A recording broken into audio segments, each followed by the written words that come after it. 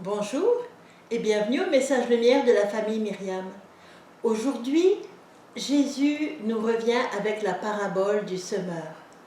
Le semeur est sorti pour semer et il sème à pleine volée, il sème très généreusement. Et Jésus nous dit, écoutez ce que veut dire cette parabole. Quand quelqu'un entend la parole du royaume sans la comprendre, ou bien sans la garder, qu'elle se perde, ou bien en la laissant s'étouffer par les soucis, celui-là ne profite pas de la parole. Mais celui qui garde la parole, qui la mâche, qui la médite, celui-là aura tous les fruits de la parole. Alors si tu veux bien, elle est très connue cette parabole du semeur, mais revenons un peu dessus. La première chose qui me frappe, c'est que le semeur est sorti pour semer. Dieu est sorti de lui-même pour venir à notre rencontre. Plus particulièrement pour venir à ma rencontre, pour venir à ta rencontre. Dieu sort de lui-même pour venir te rencontrer, toi, aujourd'hui, en ce moment même et à chaque instant de ta vie. Alors, la première chose, c'est de regarder celui qui vient à ma rencontre, de m'arrêter puis de prendre le temps de l'accueillir. C'est très important, hein. Quand quelqu'un vient frapper à ma porte, je prends le temps de l'accueillir. Alors il faut prendre le temps d'accueillir Dieu. Et quand quelqu'un vient frapper à ma porte et que ce quelqu'un, je l'aime, je prends doublement le temps de l'accueillir. Alors, il faut prendre doublement notre temps pour accueillir Dieu. Mais en même temps, comment l'accueillir? Comment faire pour garder sa parole? Un des meilleurs moyens qui fait partie de la tradition chrétienne, de la tradition spirituelle, même de n'importe quelle religion, mais particulièrement de la nôtre, parce que nous sommes attachés à Jésus, à Dieu Père et à l'Esprit. Alors c'est le temps d'oraison rencontre, le temps d'une rencontre personnelle avec Dieu.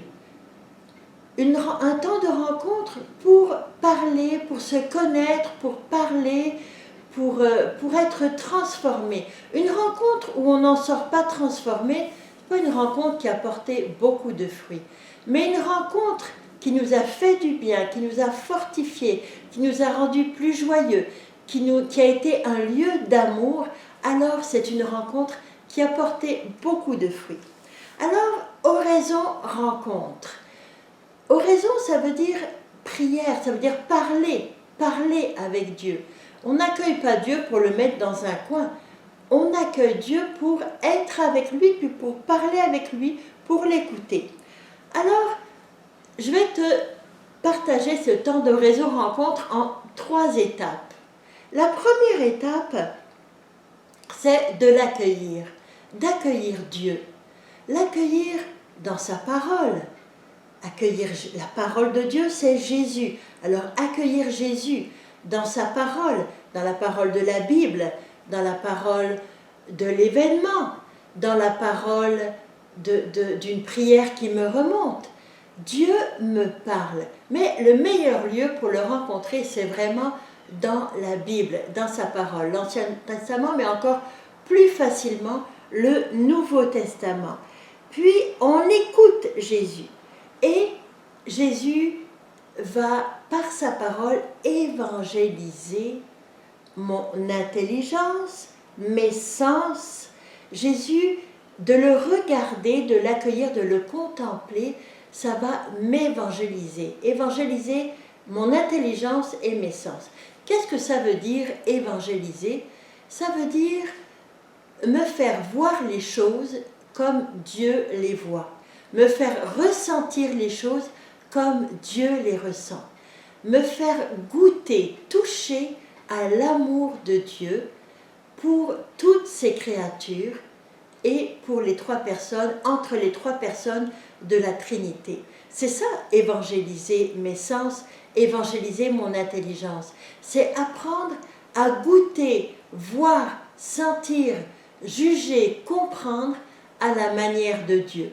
Je te dis que ça vaut la peine, parce que tout d'un coup, on respire, on ouvre toutes les fenêtres, tout s'élargit, tout prend beaucoup plus d'ampleur.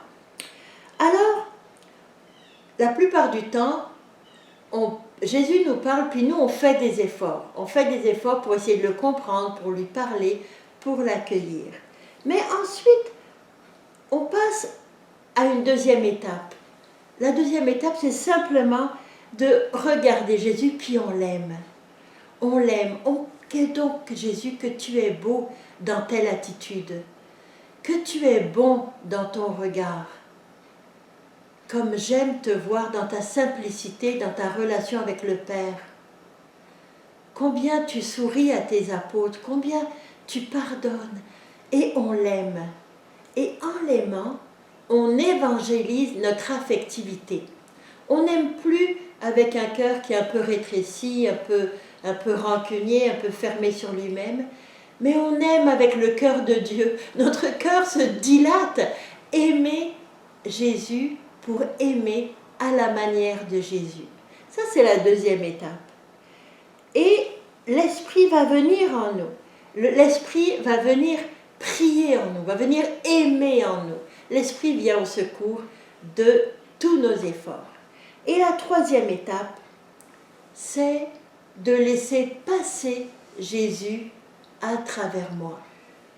Et quand c'est cette étape, quand j'atteins cette étape, je suis prêt à partir pour ma journée. Je suis prêt à partir pour un travail, pour une rencontre, pour un loisir, peu importe ce que je vais faire. Mais je suis prêt parce que Jésus vit en moi, Jésus est uni à moi et je me suis unie à Jésus. Et alors, Jésus peut transparaître. Il transparaît et il va toucher les cœurs. Puis, je vais vivre une expérience d'union et de contemplation avec Jésus. Évidemment, ces trois étapes ne sont pas toujours 1, 2, 3, 1, 2, 3. Souvent, c'est entremêlé, on les vit tous en même temps. Mais c'est bien important pour accueillir la parole. L'écouter, se laisser évangéliser pour comprendre à la manière de Dieu, la garder dans son cœur, dans son intelligence, la garder dans sa mémoire, ça va évangéliser ma mémoire aussi, la garder dans mon imagination, garder la parole de Dieu. Ensuite, aimer Jésus, voir comme il est beau, comme il est bon, puis lui dire que je l'aime tout simplement, avec mes mots, avec mes gestes, avec mon sourire. Je vais évangéliser mon affectivité. Puis, en évangélisant mon intelligence, mon affectivité, ma mémoire, mon corps, mes sens, alors Jésus va transparaître. Et c'est comme ça qu'à mon tour, je serai donneur, semeur de paroles de Dieu, par mon être. Alors je te dis, ça vaut la peine de prendre le temps de t'arrêter, d'accueillir Jésus, d'accueillir la parole, de la garder, de la ruminer, de la manger, de la mâcher, de la digérer pour rayonner de Jésus dans toute ta journée, dans toute ta nuit aussi. Passe une très bonne journée, mais avant de te dire au revoir, allons rencontrer Jésus ensemble. À demain.